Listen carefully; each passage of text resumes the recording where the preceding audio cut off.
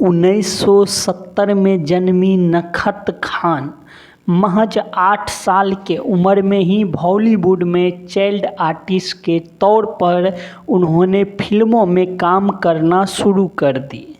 उनके पिता जब नखत खान को अकेला घर में देखता था तो उनके साथ जो है गलत गलत काम और गलत गलत हरकतें जो है करना शुरू कर देता था।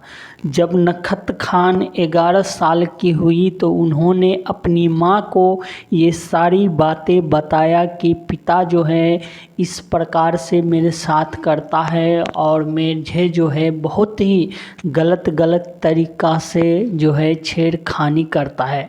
जब उनकी माता को ये बात पता लगा तो उन्होंने अपने पति से बात किया तो उनके पति ने नखत खान के साथ बहुत ही घिनौना काम किया और उसके बाद जो है नखत खान और उनके माँ को छोड़कर उनके पिता जो है कहीं भाग गया।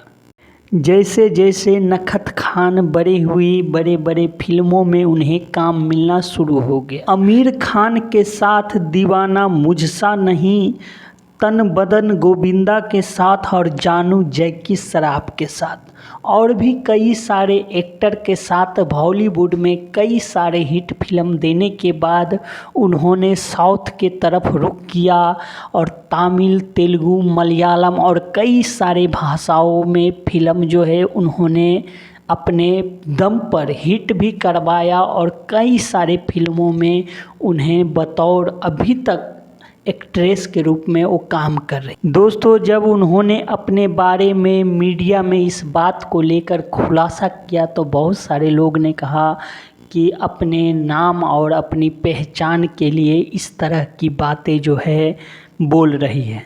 शादी से पहले उन्होंने अपना धर्म बदलकर नखत खान से खुशबू सुंदर रख लिया और उन्होंने एक तमिल एक्टर से विवाह करके तमिलनाडु में सेट हो गई। आज वो 73 बरस के हैं और उनके 2 बच्चे भी हैं और वो अपने परिवार के साथ बहुत ही खुश हैं। दोस्तों, कैसी लगी ये जानकारी हमें कमेंट करके बताइए। चैनल पे नए हैं तो चैनल को सब्सक्राइब कर दीजिए, वीडियो को लाइक कर दीजिए। फिर मिलेंगे अगले वीडियो में। धन्यवाद दोस्तों।